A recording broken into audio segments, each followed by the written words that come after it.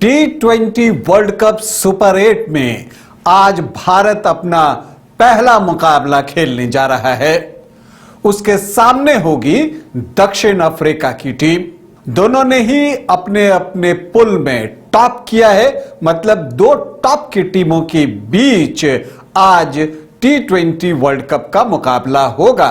तो इस मुकाबले में किस टीम का पल्ला रहेगा भारी और कौन सी टीम मारेगी बाजी, इसी पर चर्चा करूंगा।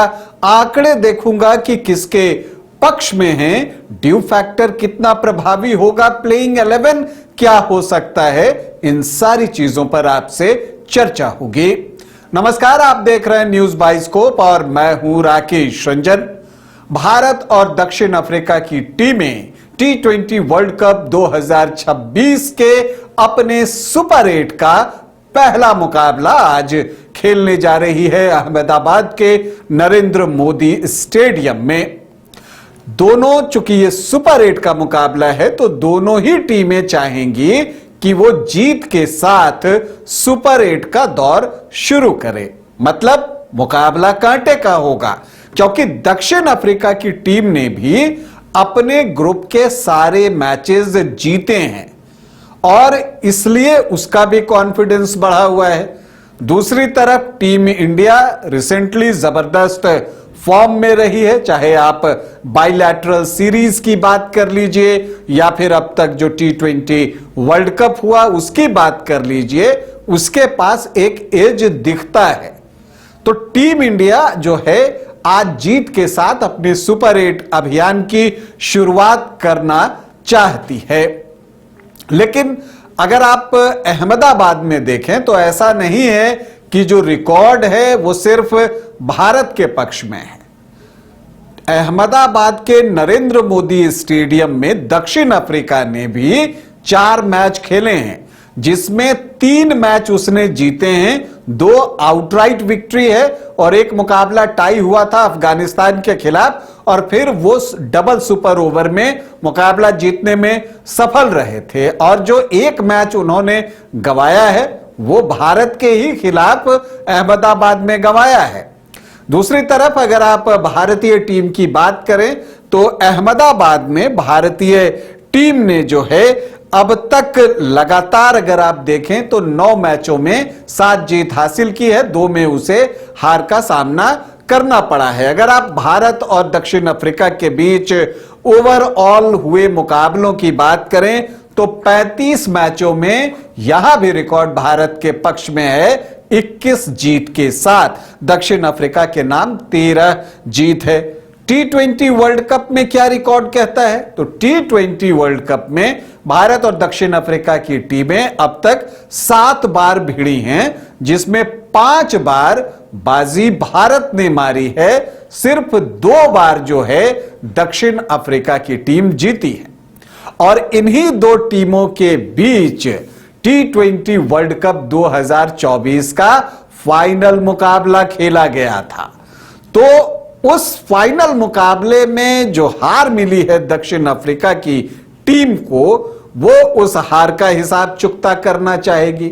दूसरी तरफ भारतीय टीम उस जीत से, जो कि T20 वर्ल्ड कप के फाइनल में उसे दक्षिण अफ्रीका के खिलाफ कठिन परिस्थितियों में मिली थी, उससे मोटिवेट होते हुए एक और जीत चाहती है।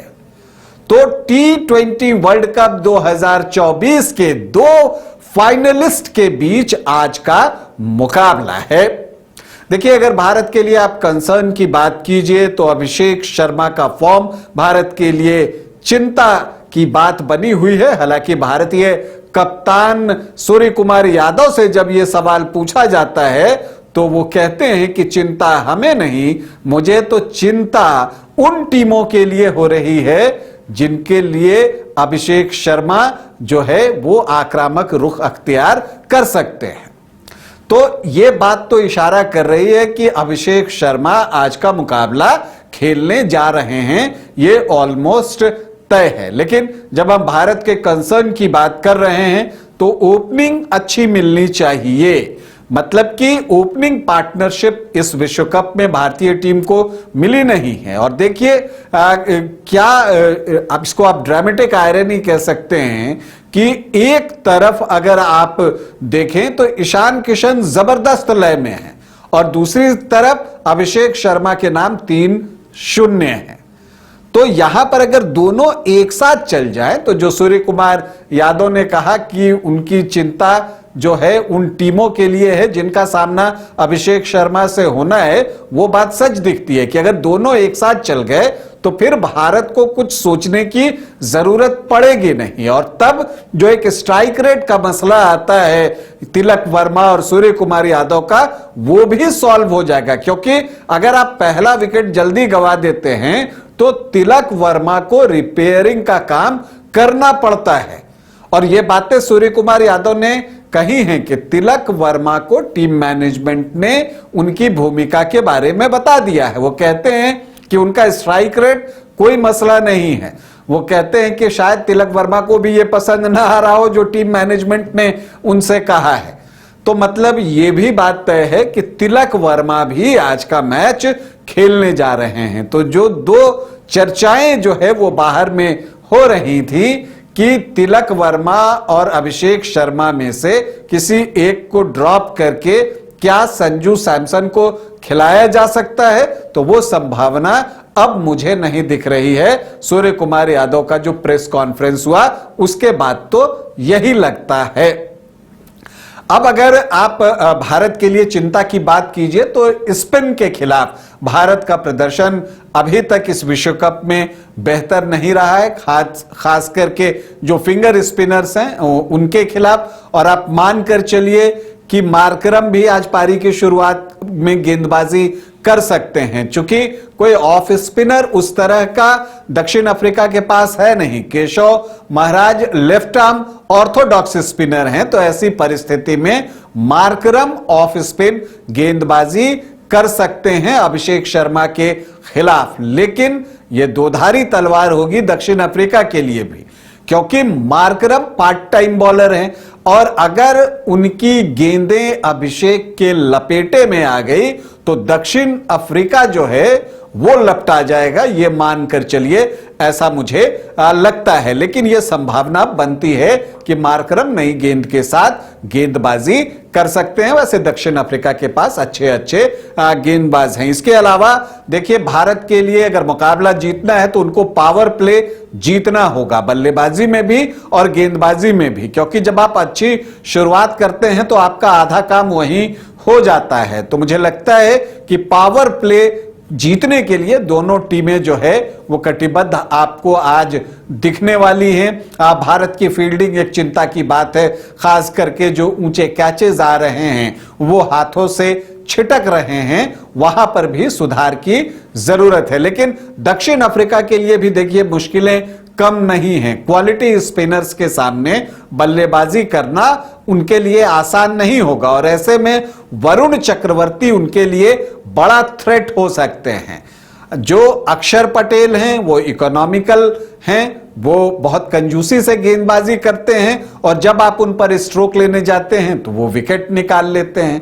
तो ये एक चीज दिखता है। तिलक वर्मा भी अगर कुछ ओवर्स डाल दें और अभिषेक शर्मा भी, क्योंकि आपको ये भी बता दूं कि जब शुक्रवार की प्रैक्टिस हो रही थी तो उस दिन अभिषेक शर्मा ने काफी प्रैक्टिस की है बॉलिंग की, तो वो भी एक ऑप्शन हो सकते हैं। जसप्रीत बुमराह पर बहुत कुछ निर्भर करेगा क्योंकि उनके 4 ओवर जो है वो मैच की दिशा तय करेंगे। उनके 4 ओवर और वरुण चक्रवर्ती के 4 ओवर, अगर इन 8 ओवरों में भारत ने दक्षिण अफ्रीका के ऊपर दबाव बढ़ा दिया तो फिर उनके लिए रिकवरी मुश्किल हो जाएगी। तो अगर आप दोनों टीमों को देखें और प्लेइंग 11 की अगर बात करें तो मुझे लगता है कि भारतीय टीम में जो चेंज हो सकता है पिछले मैच से अगर आप देखें तो एक वाशिंगटन सुंदर की जगह मुझे खतरे में दिखाई देती है, क्योंकि वहां पर अक्षर पटेल आ जाएंगे।